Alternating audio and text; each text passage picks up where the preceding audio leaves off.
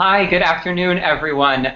Thank you for joining us for this Google Hangout this afternoon. My name is Bryce Gilfillian. I'm an alumnus of an admissions officer here at Harvard College, and I'm joined this afternoon by two current students here, New and Jasmine. Why don't you guys introduce yourselves? Sure.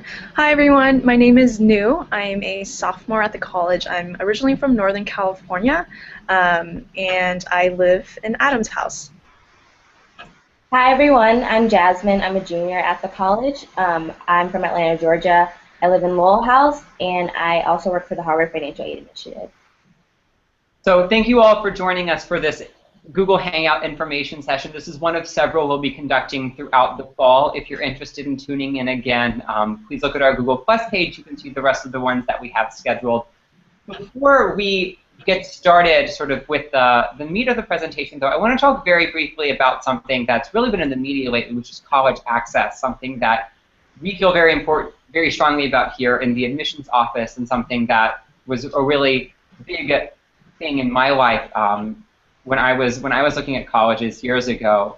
Harvard's president, Drew Gilpin-Faust, was just in Dallas, Texas, and gave a speech entitled "The Case for College," where she was talking about all of the benefits that you get from higher education, not just the financial benefits of how much money you might make more with a college degree, but rather the intangible ones, those things like learning how to think, having your horizons expanded, meeting new people that are really, really important regardless of what school you go to. There are so many kinds of colleges and universities, from small liberal arts colleges like Harvard to large state schools, all of which are amazing, where you can have these really transformational experiences.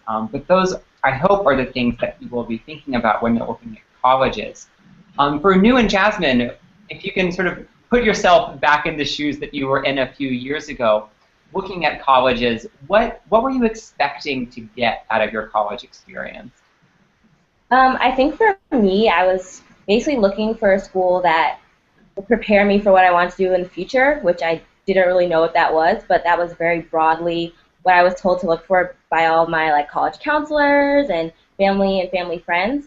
So that was just generally something that I was interested in, which is why Harvard's liberal arts education spoke to me, because I wasn't sure what I wanted to do, but I was looking for an atmosphere where I could be exposed to a lot of different things, which would help me make that decision ultimately. Yeah, and when I was looking at colleges, I did have somewhat of a, basic understanding that college is sort of the place, the 4 years that I spent, where I can get trained and get prepped for basically a job after graduation. And now looking back on it, and having spent 2 years here at Harvard, I realized that it's a lot more than that. It's not just about getting the job after graduation, but it's also learning about different people and different communities. And then also I've learned a lot about myself, which has been really great.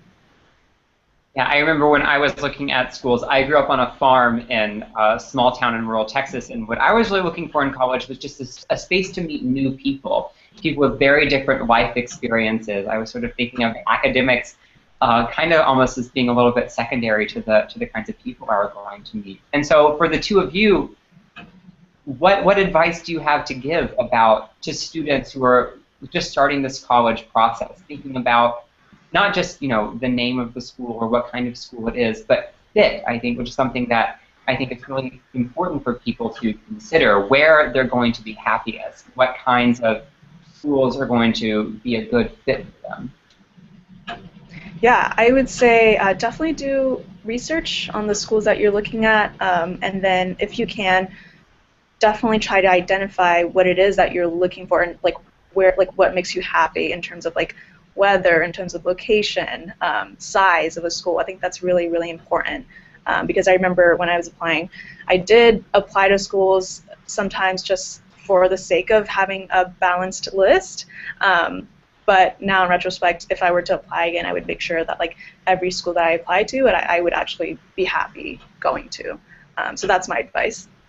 Yeah, and just to piggyback off of that, I think it's really important not to just select a school because it has a great business program or a great pre-law program, because your mind will definitely change once you get to college. So do keep in mind, like, if you want something that has a really close-knit college campus or that has close proximity to a bigger city or is in a big city, that was something that I definitely kept in mind, because being from Atlanta, I'm used to having kind of a city experience. So I definitely want a school that did have its own campus, but I could get out and explore and do other things. So think about the environment when you make your list.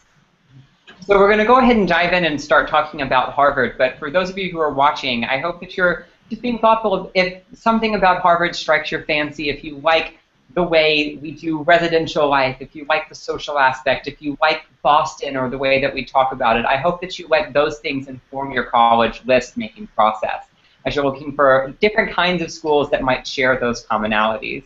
So we can go ahead and get started with some of the basics. Harvard, founded in 1636, we're the oldest college in America. We're located in Cambridge, Massachusetts, which is a suburb of Boston, just across the Charles River. And we are a medium-sized college within a larger research university. We're really focused on the liberal arts, meaning if you come here, you study history like I did, you'll still take math classes, still take science classes. As an engineer, you'll study music, you'll study literature, you'll study philosophy, all in the hopes of becoming a broadly educated person as you enter into the world. Throughout this presentation, we'll talk, I think, first about academics, then about residential life, and then about extracurriculars at the end. But starting with academics, first and foremost, we are an academic institution. And when you talk about academics at Harvard, I think one thing you'll keep coming back to is choice. We want our students to have lots of choices when it comes to what it is that they study.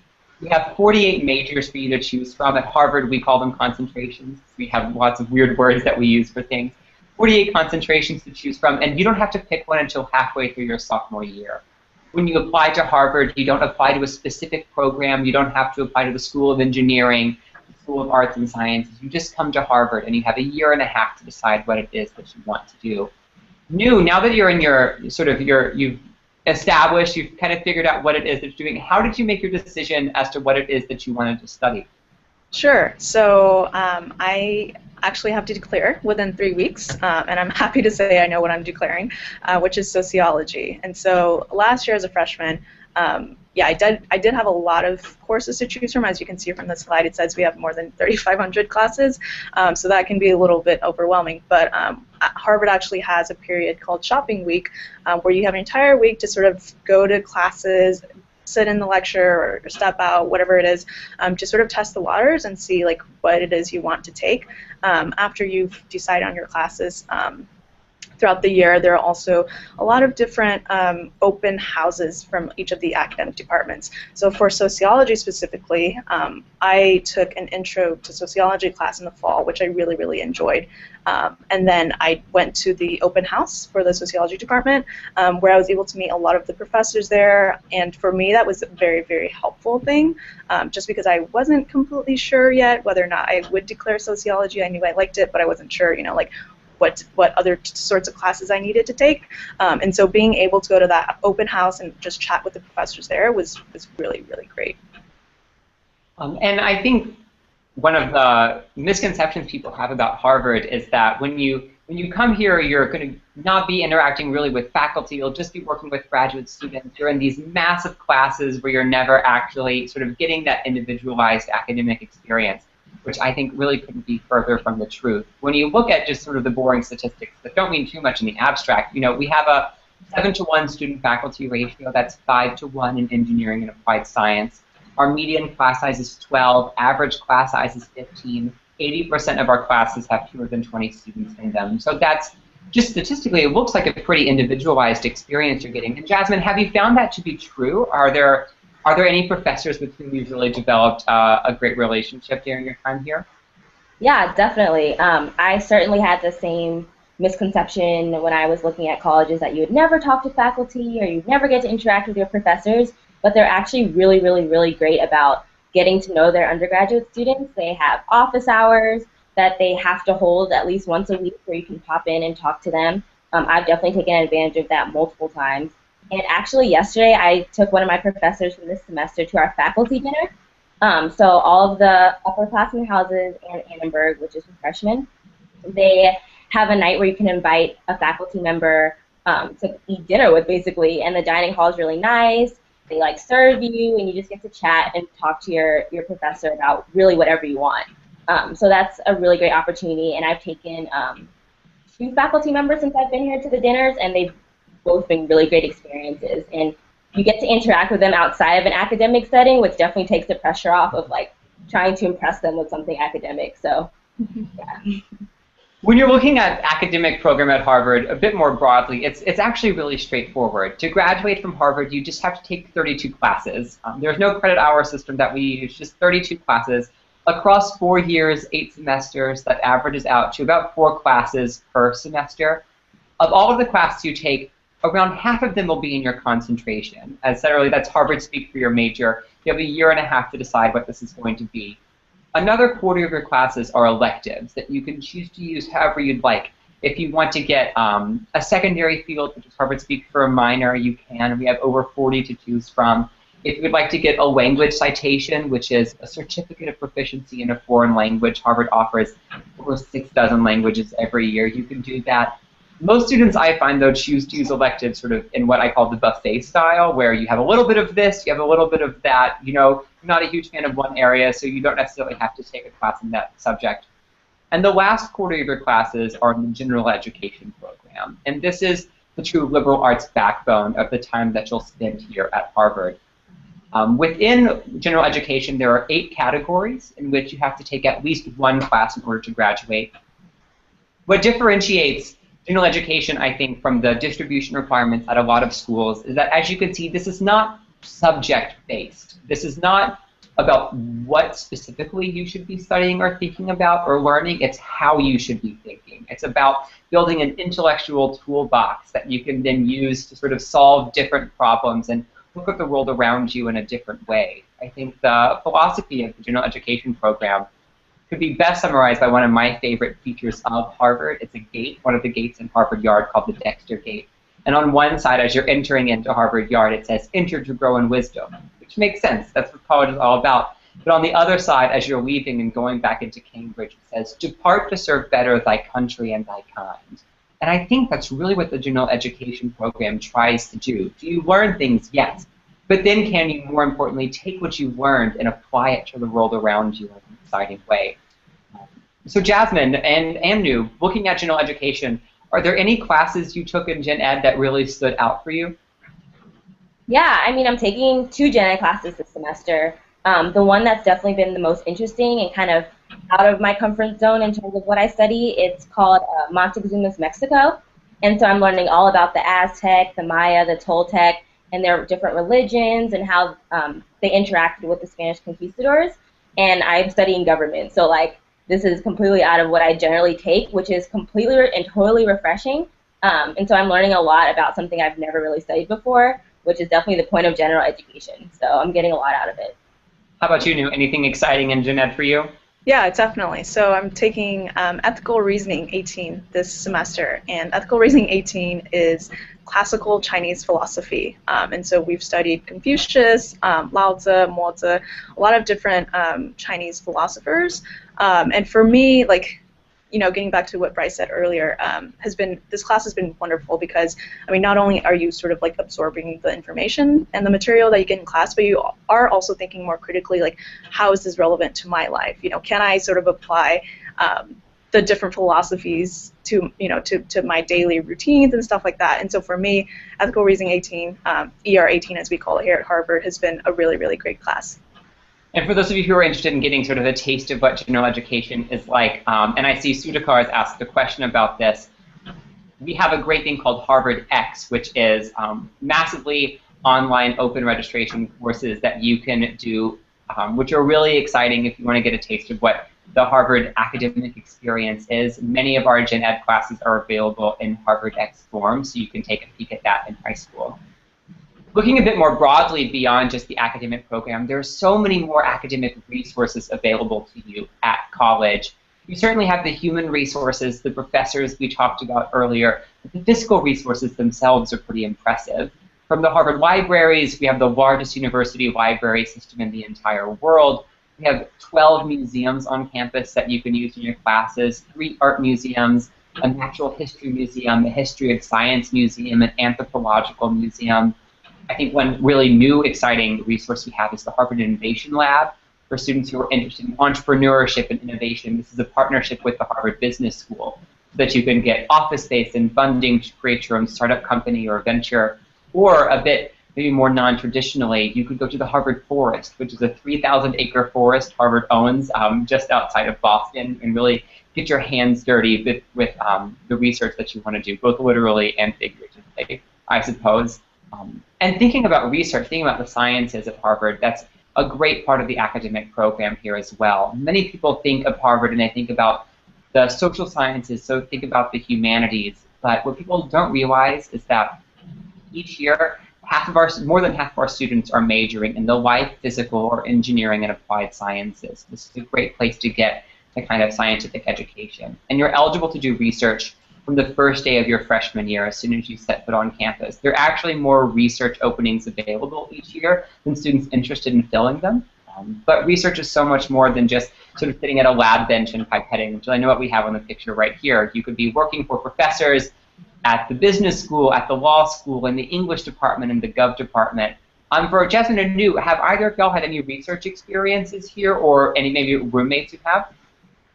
Yeah, so I personally haven't yet. I mean, it's there, but I haven't actually pursued that. But my freshman roommate from last year took a class in global health, and Paul Farmer is one of the professors. So he's actually in the process of writing a new book, and the class that he was teaching and said, hey, you know, do any of you undergrads want to help me in doing the research so that I can write this new book? So my roommate who took the class signed on and is still helping him do that research so that he can write his book.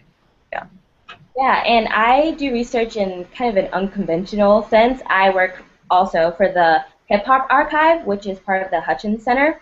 So I personally do research on how hip hop can be used to increase civic engagement among youth, which has been really interesting, and I'm learning a lot about that.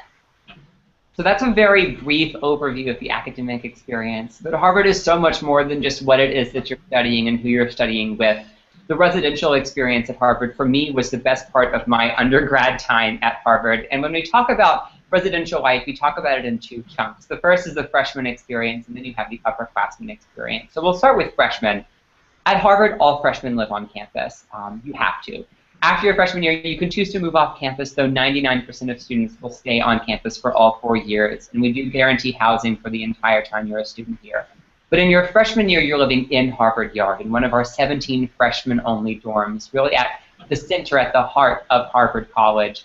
You're in some of the most historic buildings on campus. One of our freshman dorms, Massachusetts Hall, was built in 1720, and when you move into your freshman dorm room, they give you a list of every student who's lived there since the building was constructed, which in the case of some buildings is pretty long. So you feel really in touch with the history of Harvard and also with your class, and that's why we have all the freshmen live together, because we understand that going to college, wherever you go, wherever you're from, is a really daunting transition. I remember when I started my freshman year and I was moving from a farm in rural Texas, I didn't know a soul in the entirety of New England, much less anyone else who was going to be a freshman at Harvard.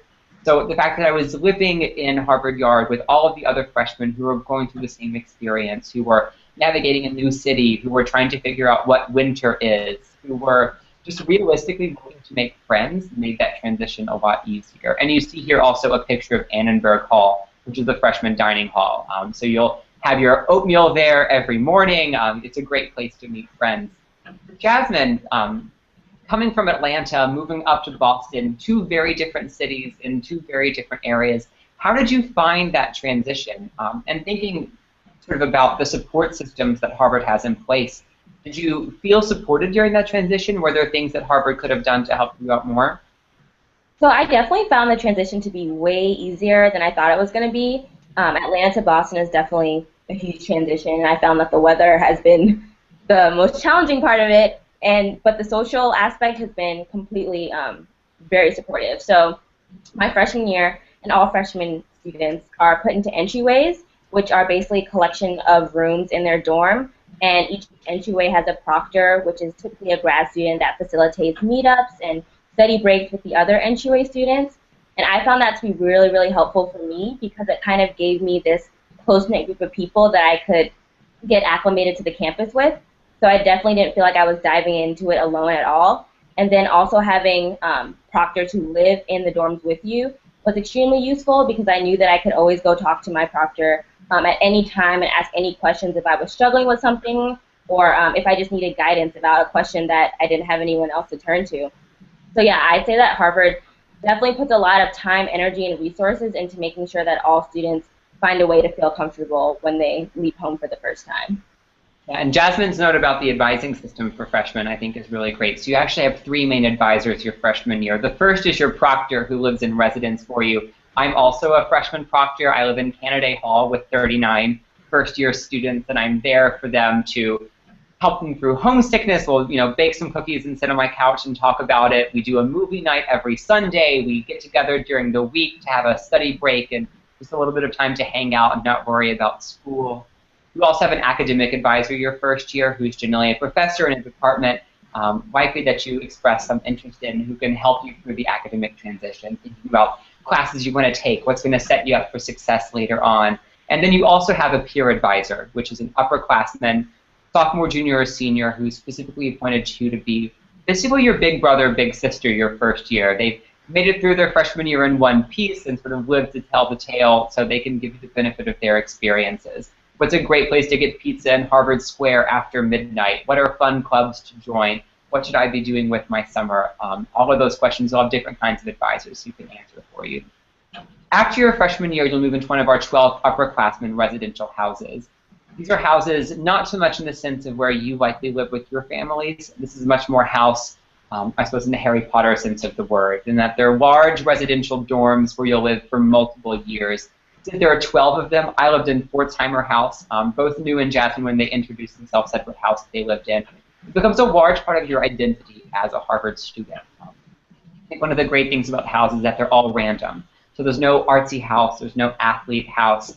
Each house is a microcosm of Harvard as a whole. So you get a chance to meet people who you likely wouldn't run into otherwise, people who study different things, people who do very different things with their time outside of the class. New, how did you find the transition into your house? Or if I could ask it perhaps in a more sort of depressing way, if you were to have to graduate at the end of the semester, what would you miss most about house life?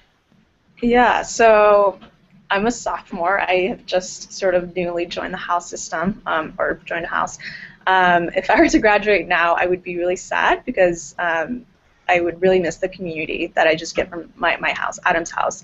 I think I had a great freshman year, but now being in a house with not only my friends, but a variety of other people, it's a very interesting experience. And it's great because our housemasters, each house will have housemasters who are sort of like the grandparents of the house, will always organize weekly functions and events for the entire house to get together. So for Adam's house, every Thursday we just get together and have pizza and chat and catch up. And for me, like, I definitely love the consistency that that sort of gives me throughout the week, because I look forward to that every single Thursday. And so that's been really wonderful, and I'm really looking forward to the rest of the semester, because each house also has different traditions, and so our Adams' winter formal is coming up, and I'm really excited for that. Actually, pictured here on the slide is the Adams House courtyard. All of the houses are structured pretty similarly, which are generally these big buildings surrounding a courtyard. And the reason why we don't just call them dorms is that your house does become your home here. It's your home base. Your dorm room is there, certainly, so it's where you'll be sleeping, but each house also has all of the facilities that you sort of need in your day-to-day life, from computer labs to laundry rooms to gyms to TV rooms, so you could watch Game of Thrones with your roommates every Sunday night, those really sort of important aspects. And then each house also has its own quirky things as well. Adam's house has in its basement a theater that students use for performances. Lowell House has in its basement 3 squash courts and a rock climbing wall. Quincy House has in its basement a pottery studio. And you always have access to everything in every house, regardless of where you live. So it's a great excuse to go visit your friends and go see what they have in the basement and sort of get to explore these new areas. More than just where you live, though, I think another part that informs your identity as a Harvard student is what you do outside of the class, what your extracurricular organizations are like. Students who come to Harvard are generally very busy in high school, and they stay busy during their time here. We have over 450 clubs and organizations that you can choose to be a you choose to be a part of. You can be involved athletically. Harvard has the largest Division I varsity sports program in the nation, actually, with 42 Division I varsity sports. You can be involved in the arts. We have over 60 dance and theatrical productions each year, 5 student orchestras, choirs, a cappella groups, small musical ensembles, 2 opera companies that you can be a part of. You could be involved in service, which is actually the most popular kind of extracurricular at Harvard. The Phillips Brooks House Association offers over 80 different service programs throughout Cambridge and the Boston area. I think Harvard students feel very strongly about giving back to this area that gives so much to us. So there are plenty of ways to keep yourself occupied. Both Jasmine and Nu, are there any places where you've really found a home outside of the classroom? Yeah, so I think one of the great things about Harvard is their diversity of cultural clubs, which are a reflection of the diversity of the student population. So I've been really active in the Association of Black Harvard Women and the Black Students Association, and that's definitely been a home away from home for me. We organize events to talk about important things in our community. We have parties. We just have get-togethers with food. There are general meetings every couple of weeks. And it just provides kind of another nice subset of the Harvard community for you to get to know when you get on campus. Yeah, and I would also echo what Jasmine said, because I'm also very involved with the Asian American Women's Association, and we structurally sort of do the same thing: general meetings, different events, dinner discussions, and small, Boston outings, stuff like that. So for me, that's definitely been a community that I've been close to. Outside of that, I am also on the STEP team. We're pretty small because we just started last year, but I just love hanging out with my team, and it's been great. Sort of thinking about extracurriculars also brings up sort of social life on campus. For both of you, is Harvard fun? Have you enjoyed your time here? Do you have things to do on your weekends, or are you just hiding in a library studying the entire time? Yeah, so before I came to Harvard, that's the same thing that I thought was like, oh gosh, maybe people are just going to be studying in the library all the time. But that's definitely not the case. Harvard students have fun and love to have fun. And what I really appreciate is just the variety of things that you can do on the weekends. So it's, you can go to the party, you don't need to go to the party. Like, there are so many different things happening, and also not just on campus, but in Cambridge and Boston. And so, say last Friday, I went into Boston to watch a movie, but came back onto campus and went to like a small social gathering. And so there's a lot that you can do, and there's absolutely no pressure to do one thing or the other. How about you, Jasmine? What did you do this past weekend? What did I do this past weekend? I don't know. It feels so long ago. Well, every Thursday I get together with my friends and we watch Scandal, which is the highlight of my week. So yeah, that's kind of touching off what you said. There's no pressure to like be active every single night, and if you have a paper due, like, that's totally fine. You can say it and write it, but there is always something going on. This weekend coming up is Apollo Night, and that's something that the Black Student Association organizes, where it's basically a talent show, and you come out and you hang out and have fun, you watch the acts, and then afterwards there's a get-together. So yeah, Halloween's coming up. There's definitely, every night is going to be booked with something going on. We have trick-or-treat things going on in my house, Lowell, where you can go to the junior common room and get candy. They watched Halloween Town 2 nights ago. So yeah, you're always going to be around people, and there's always going to be something to do. I think Nu brings up a great point about a great sort of source of activities is just where we're located. The Boston and Cambridge area is really fantastic. And I see Steve has asked the question, what's one thing that really makes Harvard different from a lot of other schools? And I think one thing that really differentiates us is simply where we're located. Cambridge is a suburb of Boston. Technically, it's a 10-minute subway ride from downtown Boston, just across the Charles River.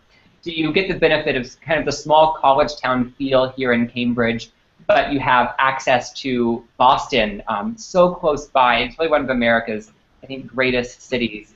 Harvard is a great passport to the rest of Boston as well, giving you free access to the museums. If you want to go to the Museum of Fine Arts, the Isabella Stewart Gardner Museum, you can get discount tickets to Harvard, through Harvard, to plays and musicals that are touring through Boston, to the Boston Symphony Orchestra, to Celtics games, to Red Sox games. There are lots of things to do.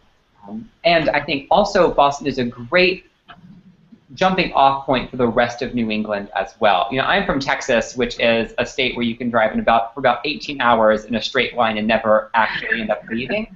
So the fact that in New England you could go skiing in Vermont and New Hampshire, you could go to the beach on Cape Cod, you could be in Manhattan and New York City in just 4.5 hours on a bus really blew my mind, and something that I tried to do as a Harvard student was really be sure that I was leaving the Harvard bubble, trying to get out and explore this awesome city. For the two of you, what have your favorite discoveries been in Boston? I think the food has just been really, really great. I'm a huge foodie. I love to eat. And yeah, so at least a couple times a semester, my friends and I will try a new restaurant in Boston. There's the North End. You can get Italian food. There's basically all types of communities in Boston, so there's all types of different foods. That's something that I really, really liked. Yeah. For me personally, because I'm from Northern California, sort of rural place, I definitely wanted a more urban setting when I went to college, but I also knew I was going to miss like sort of the nature landscape scene. And what I really appreciate about Boston is that they do have green space sort of like spread throughout the city. And my favorite is definitely Boston Common, which is the really big park. It's actually, yeah, the picture that you see on the screen. And during this time of year, it's just gorgeous. And so for me, I've really appreciated, like, even though Boston is a great city, we also have incorporated a lot of green space. And so that's nice. And then after, I think, you graduate from Harvard, you become part of one of our greatest resources, which is the Harvard Alumni Association. Harvard alums are really fantastic. Spread across the world, over 200 Harvard clubs in cities, both large and small, wherever you go, which Harvard's, I think, always very concerned with making your transitions through life as easy as possible. There are support networks here for you as you're transitioning into college, but the Harvard Alumni Association is a great network for you as you're transitioning out of college, moving to a new city, looking to make friends, people to hang out with as you're kind of getting your feet settled and moving on to a new place. And I'm about to talk about admissions and financial aid, which is really important, and I want to give sort of their due time. But for both Jasmine and New, looking back on the time that you've spent here at Harvard and thinking of what you thought Harvard was going to be when you were a senior in high school, what have you found to be the most surprising? For me, the most surprising thing was definitely how down-to-earth the people were here. I feel like Harvard gets a bad reputation for people just being like solely focused on what they're interested in and not being particularly like sociable. But that's not the case at all. Everyone is extremely friendly, very passionate about what they do, but also super interested in the things that you're doing and want to hear about how your life is. So yeah, the people here have been completely valuable to me, and I think that's the biggest difference than what I expected. Yeah, and I would also love to echo that statement. And I guess more specifically, the school culture, in which I felt like, you know, Harvard is going to be a place where I basically get the skills and get prepped for, you know, my professional career after college. But it's actually been a lot more than just prepping for my job after graduation. And the people who are so down to earth and passionate about what they do, but also still, you know, are very serious about the community and just getting FaceTime together.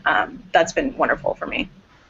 Right. So we'll start off talking about financial aid, which is something that's very important to us and our office. We think, you know, the hard part really should be getting into Harvard, not having to pay for it. There are lots of reasons why you might not want to come here. Certainly, Harvard's not the right place for everyone. Maybe you don't like the way we do residential life. Maybe you don't want to be in Boston. Maybe you don't like winters. Maybe you don't like the Red Sox. All of these are perfectly valid reasons to not want to come to Harvard.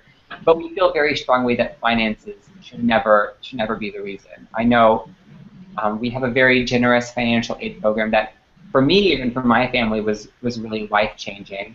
I would encourage you all to go to our website. We have a great net price calculator that can give you a very good estimate of what it might cost to come to Harvard. But there are a few things that I can tell you, sort of guidelines. First is that we are need-based, and the second is that we're need-blind. So need-based means there are no merit scholarships at Harvard. It's solely based on how much your family needs. Whatever your family needs, we'll give you in the form of grants. If there's no expectation for you to pay back, we don't package student loans in our aid package. And so we're also need-blind, and that means your family's ability to pay will never negatively impact your application to Harvard. International students get the exact same financial aid as domestic students, so regardless of what your citizenship is, everyone gets the exact same financial aid at Harvard. There are a few bright lines in our process that you can look at. If your family makes $65,000 a year or less, they're not expected to pay anything to send you to Harvard. Harvard gives you all the money, and so it's basically a free ride. And so, which was my case for my family, it was actually less expensive for me to come to Harvard than it would have been for me to stay in Texas and go to a state school, which you'll find surprising that for 90% of American families, they'll find the same thing to be true. From zero contribution at $65,000 a year up to $150,000 a year, it's a sliding scale of 0 to 10%. So if your family makes $150,000 a year with assets typical for that income range, they'd be expected to pay about $15,000 a year for your education. But I do hope that you look at our net price calculator. It's a really great thing, and I hope that you like what it is that we have to tell you about our financial aid program. And then we'll talk about admissions very, very quickly. I don't have all the time in the world to really completely demystify highly selective college admissions as I might like. There are a few things for you to be cognizant of, though. You can apply to Harvard using either the common or the universal application. We genuinely don't care which one it is that you do. You'll have to take either the SAT 1 or the ACT with writing. Once again, take the test that you feel you're going to do best on. We don't have a preference as to which one you take. We will need you to take 2 SAT subject tests, which are normally required unless you have extenuating circumstances. We'll need 2 teacher recommendation letters and then 1 recommendation from your counselor. These teacher recommendations, hopefully from academic subject teachers who've taught you in your junior or your senior year of high school. I see Huan has the question, is it mandatory to send in grades for your senior year if you're applying early to Harvard? We hope that you'll send us as the most current information possible, regardless of how that comes, regardless of when that was. And that does bring us up a great question of early admission. What are the deadlines to which you can apply to Harvard? There are 2. The first is early action. The deadline is November 1st. You'll be notified by December 15th. I think December 13th this year is when they'll be sending out decisions. And then you could apply regular action. The deadline is January 1st, and you'll be notified by April 1 of this year. At Harvard, early action is non-binding. So you can apply. If you get in, congratulations. You have until May 1st to decide if you would like to come.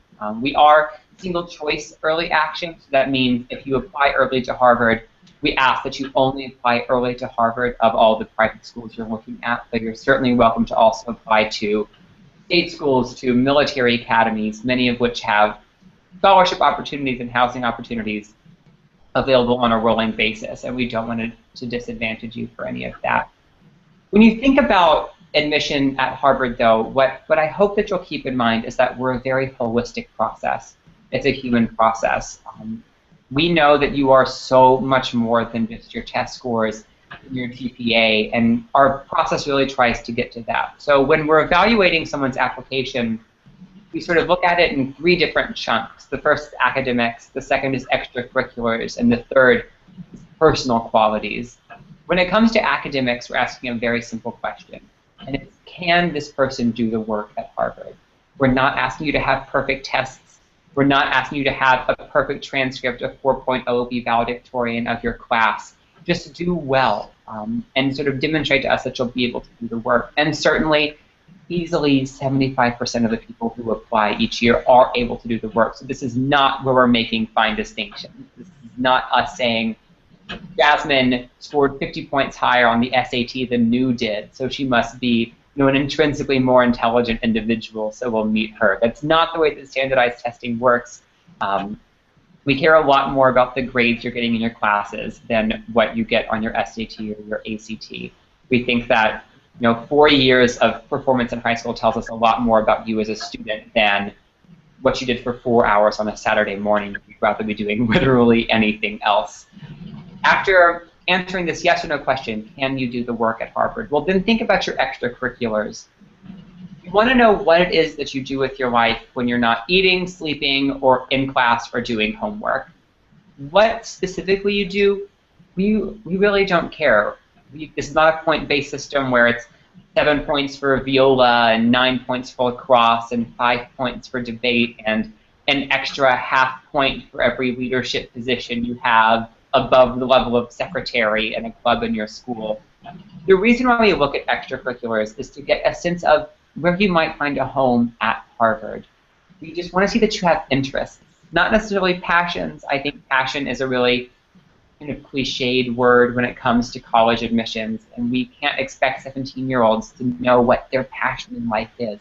All that we hope is that you have an interest, things that you like to do, and that you're the kind of person who throws yourself into what it is that you do wholeheartedly, that you're just really excited and that you hope that you could make an impact, and that's what we're looking for when it comes to extracurriculars.